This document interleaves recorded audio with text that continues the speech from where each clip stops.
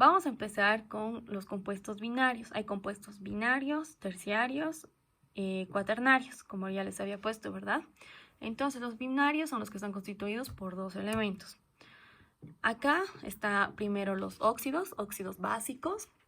Óxidos metálicos u óxidos básicos llevan en su composición metal y oxígeno. Entonces esto se anota muy bien. En su composición los óxidos llevan un metal y un oxígeno. Y sería, por ejemplo, un óxido cúprico.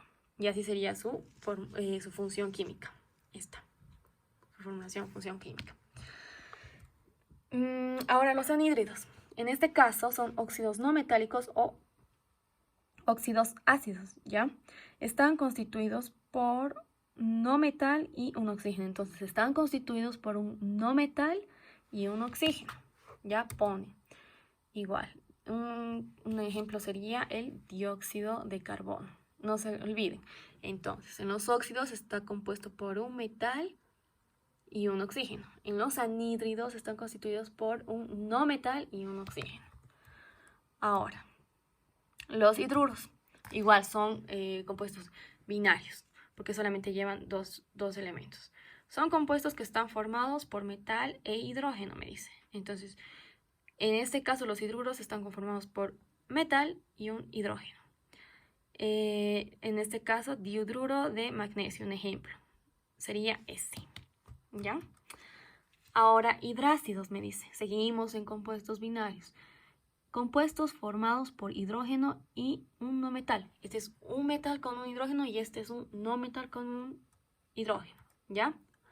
Entonces sería el ácido clorhídrico.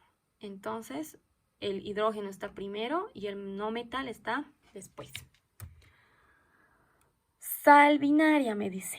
Solo sal. Está formada por un metal y un no metal, ¿ya? En este caso estaría formado por un metal y un no metal. Y es el ejemplo que ya habíamos tenido antes, ¿verdad?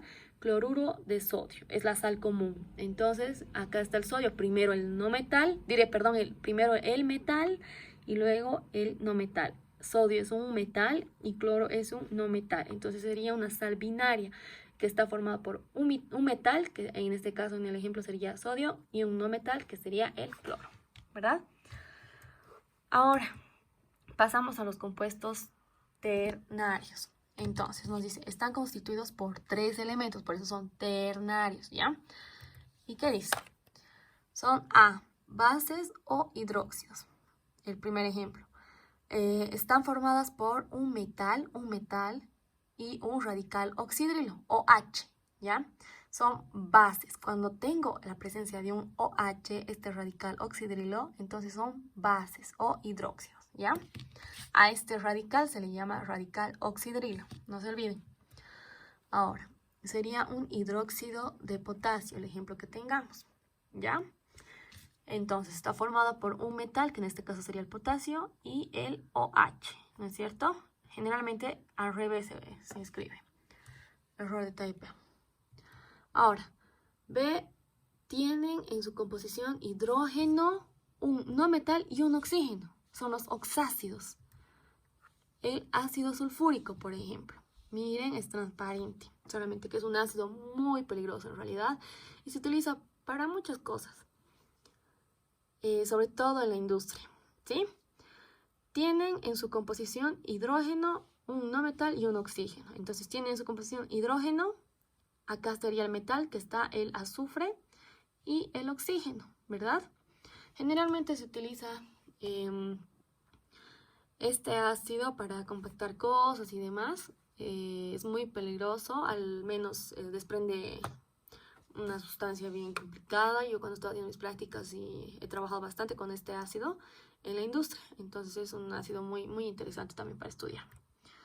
Seguimos con el oxisal, con compuestos que generalmente están constituidos por metal, no metal y el oxígeno. A ver, veamos el ejemplo. Carbonato de calcio, miren las huellas, ¿verdad? Entonces, me dice, está constituido por un metal, un no metal, el metal llegaría a ser el calcio, el no metal el carbono y el oxígeno, ¿verdad? Esta ya llegaría a ser una sal porque está con carbonato, eso vamos a ver más adelante, ¿sí? Ahora, tenemos los compuestos cuaternarios constituidos por 4 elementos. Ahora sí tenemos 4 elementos, ¿ya? Primero tenemos una sal ácida. Está constituida por un metal, hidrógeno, no metal y un oxígeno, me dice.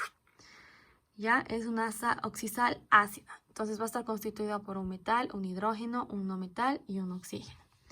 La oxisal doble, que está constituida por 2 metales, un no metal y un oxígeno. Miren, carbonato doble de calcio y magnesio. Estas son sales dobles, ¿ya?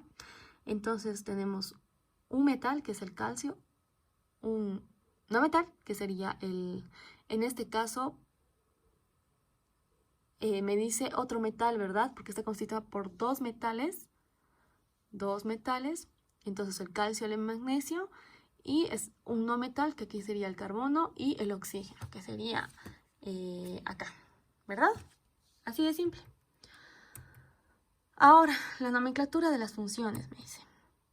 Se aceptan 3 tipos de nomenclaturas. Esto necesito que lo aprendan muy bien, chicos, por favor. Son 3 tipos de nomenclaturas para compuestos inorgánicos. Entonces, yo tengo la nomenclatura tradicional o normal, la nomenclatura stock y la nomenclatura UPAC. Generalmente se la denomina UPAC, ¿ya? Esta es la más fácil de nombrar. Como se ve, se anota. Entonces, nosotros tenemos 3 maneras de nombrar, así como ustedes les nombran, ¿no? Por su nombre y su apellido. Es como que si yo me llamo Jessica Rodríguez, digamos, ¿verdad? Entonces esa va a ser mi nomenclatura tradicional. Mi nomenclatura stock sería, no sé, me ponen un número, ¿verdad? Por ejemplo, soy el número 3 soy la tercera en hijos de mis hermanos. Entonces sería Jessica Rodríguez tercera, digamos, algo así, más o menos, que es lo que me diferencia. En este caso, el número de valencias que diferencia, ¿verdad? A los elementos. Y en la sistemática UPAC es tal como se ve, solamente que acá se utilizan los prefijos. Ahorita vamos a ir viendo. La nomenclatura tradicional o antigua. En esta nomenclatura se utilizan una serie de prefijos y sufijos. Miren, acá sí tenemos que saber que para un número de oxidación, tenemos que utilizar únicamente ICO. Si tenemos 2 números de oxidación, por ejemplo, en el caso del, ¿qué les digo? Del plomo, ¿verdad? Ya les había estado diciendo. El plomo es Pb y sus números de oxidación es más 2 más 4, ¿verdad? Entonces, el número de oxidación tiene 2 números de oxidaciones. Entonces, el menor va a ser más 2, ¿verdad? Del ejemplo que yo les estoy dando. Entonces, llegaría a ser óxido plumboso, ¿verdad?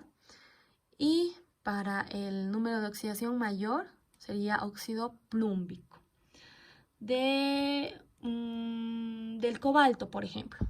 El cobalto tiene su número de oxidación es más 2 más 3. Entonces, para el menor llegará a ser cobaltoso y para el mayor cobáltico.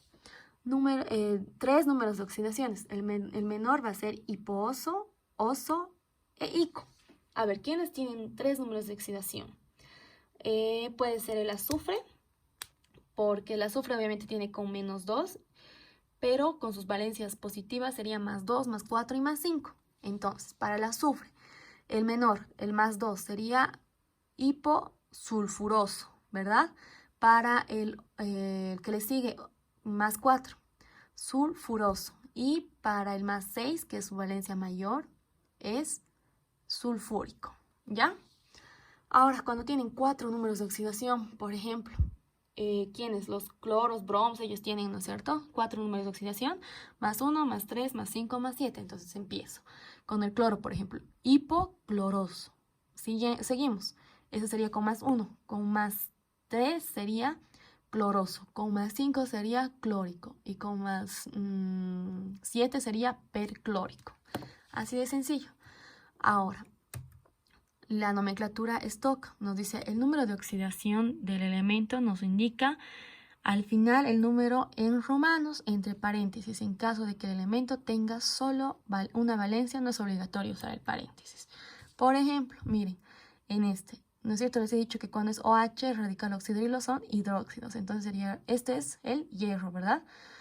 Hidróxido de hierro, ¿con cuánto está trabajando el hierro? Me está indicando aquí mismo, porque estoy en intercambio de valencias, con 2. Entonces, tengo que anotar en el paréntesis la valencia con la que está trabajando. ¿Ya? Entonces, 2, ¿no es cierto? El hierro trabaja con más 2 más 3. Entonces, en este caso está trabajando con más 2. Para diferenciar es que se pone este número romano. Ahora, el óxido de calcio. Ambos están trabajando con 2, entonces se simplifican, hacen el intercambio de valencias. Aquí queda 1 y aquí también queda 1. Entonces sería óxido de calcio y no hay necesidad de poner un número, ¿verdad? Eso que nos dice la teoría. Ahora, por último, nomenclatura sistemática. Para nombrar compuestos químicos, según esta nomenclatura, se utilizan prefijos. ¿Qué tipo de prefijos? Para el 1, mono. Para el 3, tri. Para el 2, di. Para el 4, tetra. Para el 5, penta. Para el 4, ya habíamos dicho. Para el 6, hexa. Para el 7, hepta. Y así sucesivamente. ¿Ya? Por ejemplo, este caso, miren, es un anhídrido, ¿verdad? Porque estoy trabajando con un no metal y un oxígeno. El cloro, ¿con cuál está trabajando? Con su valencia más 3, porque el óxido está con 2, ¿ya? Entonces, decimos trióxido de dicloro, ¿verdad? Porque el oxígeno está con 3, entonces busco 3, trióxido de, el cloro está con 2, acá 2 átomos. ¿Cuál es 2? Dicloro. Miren, para el 1 solamente se pone monóxido de diyodo. Entonces, ¿con cuánto está trabajando esto? Primero, desde acá, de acá hacia allá vamos a ir. Desde el final hasta el principio vamos a ir nombrando esta nomenclatura. Yupac, ¿ya? Entonces, el oxígeno está con solo 1. Entonces, 1 es monóxido de el yodo. ¿Con cuánto está trabajando? Con 2. ¿Cuál es 2? Di. Entonces, di yodo.